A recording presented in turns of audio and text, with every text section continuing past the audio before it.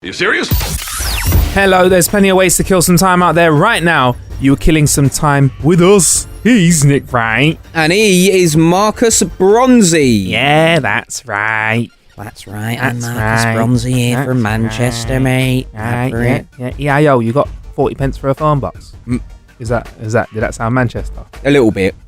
All right. There's probably Manx listening to this though that are mad upset. Mad gonna punch me up when they see me. Like, you fucking want some? It's headbutting the mic. Yeah. That's it. There you go. That's how soft my head is. That's why you don't want to headbutt me, bruv, because I will just melt to the floor. He's got a sponge head, just like SpongeBob SquarePants. SpongeBob SquareHead. So Nick Bright, today's date is the 6th of April 2017. It is indeed. What date are you running the London Marathon? Well, the London Marathon is being run on the 23rd. It's basically less than 3 weeks now. Sunday the 23rd. It was 3 weeks. Okay. Sunday just gone. So yeah, 2.5 weeks, and that's pretty nerve-wracking, to be completely honest with you, because I'm not ready. Simply put, I'm just not ready. So Nick Bright, you're going to take on this challenge. Is it 26.2 miles? 26.2 miles. And it's a lot of distance. And can we discuss where you should be now? If you were an A1, I ain't got anything else in my life to do but do this running right now, so I'm 100% on point. Where should you be in training and eating and preparation? Where you should be right now is what they call the taper. So it's like, so now, because we're less than 3 weeks away, a lot of people have done their last long run. Right. They would have done their last long run on Sunday, because lots of people do their long runs on Sunday because that's when the marathons ran. Right. And they're all off work. So like they're on the taper now. So it's like Adele Roberts, who's a Radio 1 DJ, who's also doing the London Marathon with me. She's tapering now. She done her last long run. She done over 20 miles. So she done 22 miles, I think. And now she's just tapering. Whereas the longest run that I've been on is only 12 miles. So 10 miles less than Adele. And I ain't tapering yet because I need to do more than that. So it's like I'm probably going to, instead of having a 3 week taper, I'll probably have a week. Why do you taper? Because you can get injured. Basically, when you go on a long run, your body breaks down so much because it's so brutal, basically. You know, the brutal hammering on all your joints and all the rest of it. Like my knee is completely messed up, and my right calf is really messed up from all the road running I'm doing at the moment. And and basically, like, if you leave it too late to kind of taper out, you're still feeling the effects of your last long run, if you get what I mean. So like, if you give yourself 3 weeks, your last long run, like your aching joints and bones and muscles, that's going to be gone by the time you do the marathon. Marathon day comes around. Whereas me, I'm probably only going to have a week of taper, so my body's still going to be sore when I actually get onto the start line for the marathon. But you just do it, don't you? You know, it's fine. When I done the 12 miles, it was cool anyway. Like, it's sore, but it's like, you just do it, man. You just go for a bit longer. You know what I mean? But you're going to do... double it. You double it and do a bit more. Yeah, double it and do a bit more. Everything's blessed. Bumper and breasts. But you said you got an injury though, bro. Like, real talk, like, this is... Because I'm not a good runner, so I'd follow that stuff to the T because I'd be shook that I'm going to get an injury. But you seem like... I know you're kind of athletic, but you seem like, you said you're shook, but you still seem a bit like, I've got a bit of a bad, not bad, but like at the moment, if I'm finding it hard to go up and down stairs fast and stuff because my knee, calf, and like just my right leg is a bit screwed. Is it wear and tear or what? Yeah, it's wear. Well, I think so. I'm guessing so. I've not found out any other way. So how would you find out? I'm not going to the doctors. Do you know, I ain't even got a doctor's in London. I've lived in London for... I'm from London, and when I was 16, my parents moved to Portsmouth, and then I lived there for 2 years, and that's where my doctor is still now to this day. I've never had a doctor's in London. What am I going to do to find out? I can't be asked to register at a doctor. That's old school. I just Google it. What about when you get a bit sick? You Google it and then think, I'm going to die. Oh my God, death is upon me. So you Google sniffle and you're like, oh my gosh, I got 3 weeks. Yeah, basically. That's what happens, isn't it? Self-diagnosis. Hate it. But if and I want to turn off image search when I look for any ailment. The only website I really trust though is NHS Direct. Yes. Because they ain't going to lie. Whereas like if you go on fucking Yahoo Answers, you just get some waste man like who just he's a dickhead writing shit on there like, "Ooh, I once had a small cough and it turned into a lung prolapse." Like, and you're like, "What? Oh my god!" You think death is coming? Trust me. But real talk, Nick. Like, have you thought about seeing a sports therapist or something like that? Or nah, I'm just gonna run it on the day, man. Like I said, it's too close now to do anything about it. So I'm just gonna do it. Can you not taper now and then do the big run anyway? Like, just so that you know, all right. Nah, because I need to. Shit, my phone's ringing. Don't worry, I'll call him back. I need to go for longer on my feet, because that's what the long run's all about. It's not about fitness, because you can only, like, after you've ran for so long, especially because this is endurance running. It's not high intensity. So like you're not necessarily getting fitter, if that makes sense, because you reach a speed and you pretty much stay at that speed for the whole time you're running. So it's not about like cardiovascular fitness. It's more about just muscle fitness in your legs and stuff like that, and being on your feet for that amount of time and being able to go for, because it's going to take me over 4 hours, because I'm not trying to do sub 3. All the top all the kind of like really serious marathon runners, bar the elites, because they're obviously going even faster, but like they try and do sub 3 hours. So there's people out there that have run it in 2.5 hours and things like that, and that's like amazing. But I'm aiming for between 4 and 5, because like I said, 1, I'm not ready, and 2, I don't want to die. I'm too young for that. Like, fuck that. I just want to complete it and get the medal and say, look, I've done it. Yeah. Because I've always wanted to do it ever since I was like a kid at school. So once I got the medal, I'll be like, bless. I think you should wear the medal everywhere for a week after. Real talk, fucking wear it anywhere. I'm not going to wear the medal, right? But I might wear the, the foil thing that they give the people after they finish. Man's just going to roll to work in the foil. Just keep him warm. It'd be annoying when like I'm on the radio, talking on the radio. I'll be sitting there and it'd be like... It'd be like this. Yeah. Sorry, it's my cape again. Oh, God. Oh, if you didn't know, I ran the marathon last week. Yeah. Oh. Like, going on about it. Yeah. The thing is, it's like, when you run a marathon, it's like, it's you talk about it all the time, but also people always ask you about it, because it's I think it's fucking interesting. It's such a mental thing to do, isn't it? I think it's dangerous, a lot more dangerous than people let on. Mm-hmm. Like injuries and all that sort of stuff. I think there's a lot of focus. Like even to get to the point where you did. Man. Glastonbury's a lot more dangerous than people let on. People die there every year. Yeah, man. You know what I mean? Yeah. Be brave to go there. Don't be shutting it down like fabric, do they? But yeah, it's crazy. It's crazy. It's like you have to have some, like you said, endurance. You've got to be able to smash 26.2 miles. Mm-hmm. Like there's no way you can travel that bar plane. Yeah. Or friggin' a super fast train. Other than that, if you're traveling 20 miles somewhere, everyone's like, "Right, that's kind of far. That's out of London. Mm-hmm. That's the city you're in. 20 miles. That's pretty much out of your city. You're in another zone, and you're gonna run that along with loads of people. So you're gonna be doing it next to Adele, because she's practicing, and like you said, she's kind of managed to hit her targets of training. Have you got a plan where you'll stay together, or are you gonna separate so that you can maintain your paces? What I'm going to do is I am going to run it with a pacemaker. So, what? There's people that are in each group. Okay, all right. I thought you meant like the heart thing. Not something that keeps my heart beating. No, now he's got a dodgy heart and he's doing this run. Fucking hell, he's a machine. I got the literature through the other day for it, the brochure. Yeah. And I'm starting on the green start line. There's a red start line and a blue one and a green one. I'm on the green one. And in each group, in each start line, there's pacemakers. So basically they're like employed by the London Marathon, and they run the race at a particular pace. So if you want to do it in 4.5 hours, you go with the 4.5 hour pacemaker. If you want to do it in 4 hours, you go with that guy.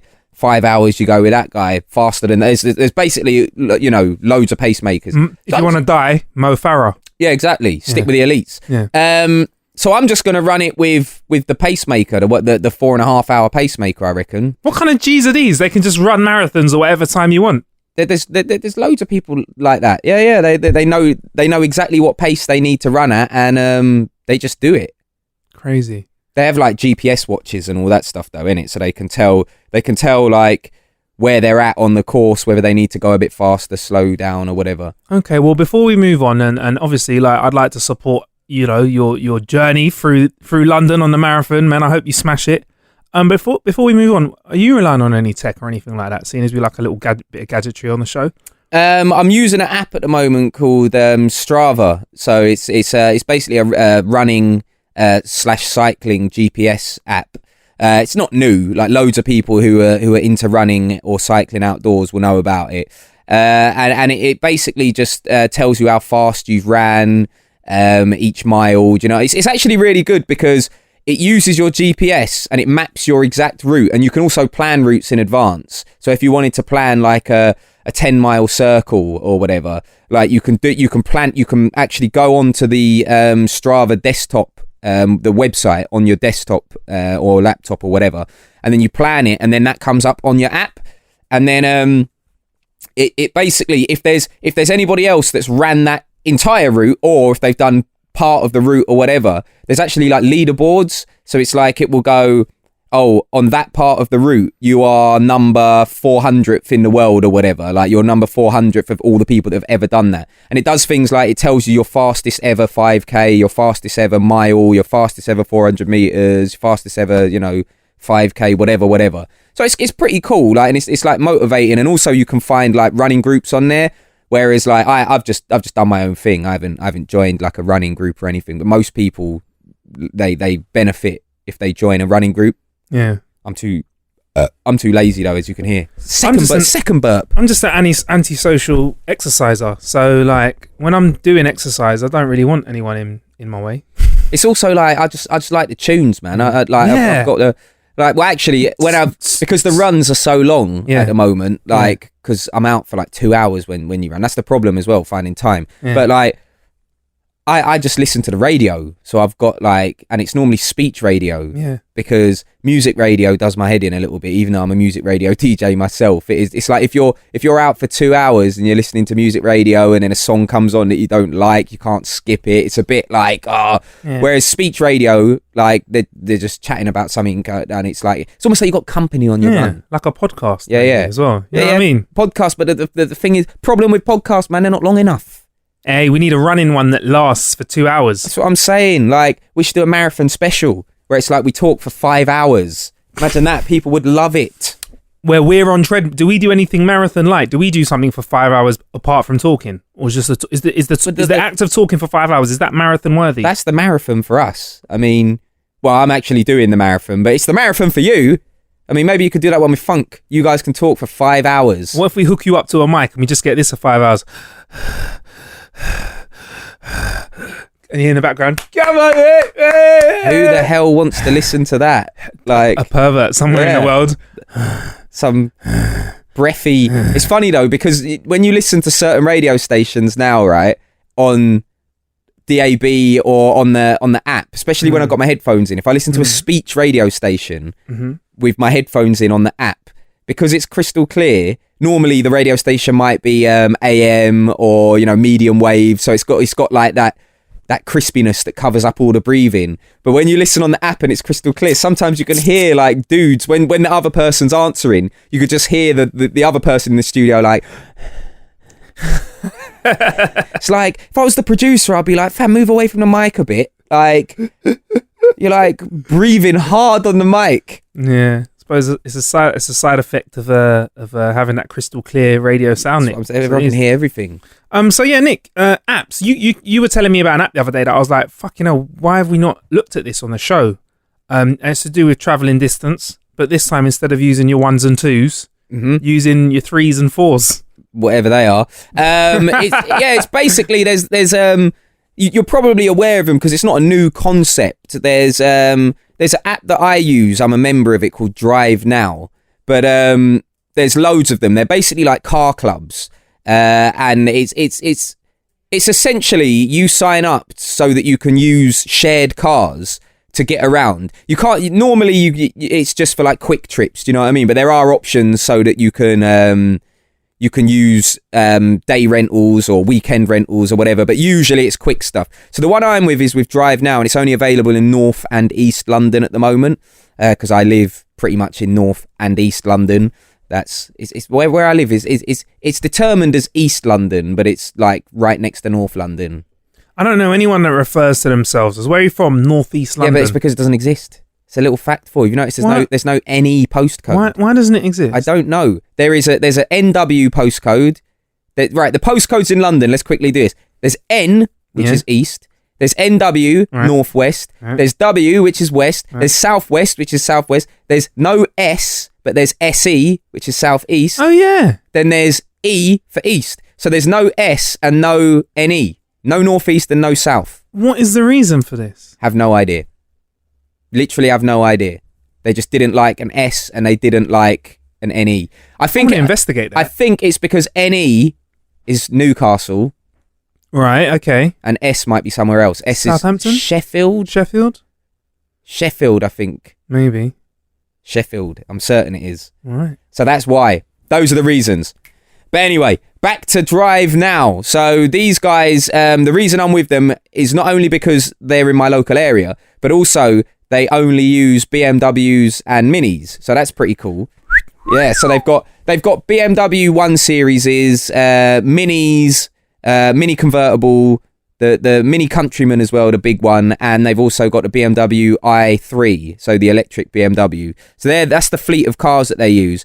It's not the cheapest, because it's calculated on how long you're in the car, basically. It's not calculated by how far you go, calculated by how many minutes you're in the car. It's done by a minute. Off the top of my head, I don't know what it is, but it varies depending on which car you get, as in how much it costs per minute. But I just use it to get around somewhere quick, and you can reserve cars on the app, so that when you open the Drive Now app, it shows you if there's any cars in your area, and then the closest one you can reserve it so that no one else can take it in the time it takes for you to walk to it or whatever. And then you can unlock it using the app, or you can unlock it using a card which is sent to you. There's a little thing on the windscreen, and you just scan it onto it, and then it just turns green and the car unlocks, and then you get in, pump your code in, your little pin, and then away you go. Job on, yeah. Yeah. So it's quite decent because, like, in London, I used to have a car. I don't have my own car now because I live so close to the tube station. There was no point me having a car. It was just like I was using it to go to the supermarket once a week or whatever. And I was like, this is a big expense just to go to the supermarket. So I jacked it in, and now I just use this Drive Now. It doesn't cost me any money. It costs you some money to register initially, but it's not like you don't pay like a monthly direct debit or fee to be a member. You only pay when you use it. Okay. So it's all good for me. Works for me. Is there a story where it's just made a situation nice and easy for you? You just gone, oh, here's a car, and it's just made it easy. Like, what's the situation you'd say where it's really helped? A scenario where it made it easy for me is because a scenario that made it easy for me was when a little while back I had to take a load of clothes to the charity shop. This sounds mad boring now. No. But I had loads of clothes that I needed to basically take to the charity shop, like bags full of clothes, because I'm a compulsive clothing buyer. It's weird though, because I feel like I wear the same shit all the time, even though I've got so much garms. It's ridiculous. You are swaggy, Nick. You have got garms. But anyway, so I had to take loads of old trainers and clothes and coats and just bags of stuff to the charity shop, and to do it on foot would have been a nightmare, because I live quite close to a charity shop, but it's still a 10-minute walk. Yeah. Like I said, I had about 8 bags of clothes, and then about 10 boxes of trainers. So it's like I just got a car and just filled it up and then took it to the charity shop. The guy in the charity shop didn't know what the hell was going on. He was like, "What the hell is happening? So much clothes." Nice. But you need to get rid of them, man. It's better to give them to a charity shop than to throw them away. Yeah, man. I got a mate that was he's an artist actually, he'll remain unnamed. He's like, "Why are you doing that for? You don't know where it goes afterwards." And I was like, "Out of my house. It's not in my way anymore. I don't mind." But yeah, I'm all right. Give my stuff to charity. Sometimes I put it in a clothing bin. I definitely don't know where that goes. Your mate is a little bit right though, because I go past the charity shop quite a lot, and they've got window displays, and I gave them quite a lot of nice shit, and I've not once seen one of my things in the window. And I'm like, fam, there was loads of nice stuff in there. There was some stuff that I'd never worn, still had tags on and that. And it's like some trainers that I'd never worn as well. Like, and it's like, I've not seen one thing in the window. Maybe that's not a heavy hitter for a charity shop, because you got to think the average customer. I'm going to put myself out there and say it's going to be a slightly older person. Yeah. Maybe they want a cardigan or like a church dress or something like that. They're going to be a charitable person as well. So maybe they're somebody who doesn't want the extravagant stuff. Maybe stuff that's swaggy. Maybe that goes to the back. Maybe that becomes a sale item in a charity shop. Super sale item. I'm hoping that I saw some Dorises and Ethels rolling out with Air Force Ones and Air Max Ones on. That's I would love to see that. Some swagged out Dorises. TNs. Yeah, doing a one-arder pose as you go past. But anyway, Nick, bro, no, thank you very much for that, man. And I'm yet to try anything like that. And would you be up for trying more stuff like this on a show? Just like, if there's these sorts of travel apps that we can use to sort of get around a bit. Like I've always said on the show, I'm a big fan of City Mapper for when I do use public transport. But like these driving ones, it sounds like something I'd be up for trying. Yeah, no, it's decent, and like I said, it just means that I don't have to have my own car, cost me bare dough. But yeah, I'm always up for trying new apps and shit. So if there's anything out there that anyone can think to recommend to us, get us on Twitter, innit? How to Kill an Hour. Yeah, man, like a Lamborghini version of what Nick uses. Yeah, free one as well. They want to give us a 3 years trial with like 10 hours driving somewhere we can get across the UK stunt and come back again. Yeah, probably more than 10 hours, because I mean it takes 3 hours to get to Manchester from here. Yeah, and that's 24 if hours. There's no traffic. Oh yeah, fuck that. That's long. M6 always got traffic as well. Peak. I just like to travel at the dead of night now. If I'm honest, have a sleep in the day, travel in the night. That's how I do it. So I used to do, like when I was at uni, and I used to go down and visit my parents in Portsmouth. Is when I had a car. I used to because when I was living in halls, I'd finish uni, go back to my halls, sleep for a bit, and then leave at about 10 o'clock at night, because it's like no traffic, innit? And check this: it is technically safer, right? Because the more people there are on the road, the more chance there is for somebody to do something a bit wonky. Yeah, you or someone else. And then if there is a crash, there's loads of people around you that can crash into you. But if you like make a bit of a dodgy move, like swerve into a lane on an empty motorway, you're safe, aren't you? Exactly. There's no. I'm one of those like the worst people that when I travel at night time on a motorway, because in the UK we got 3-lane motorways, most of the places anyway.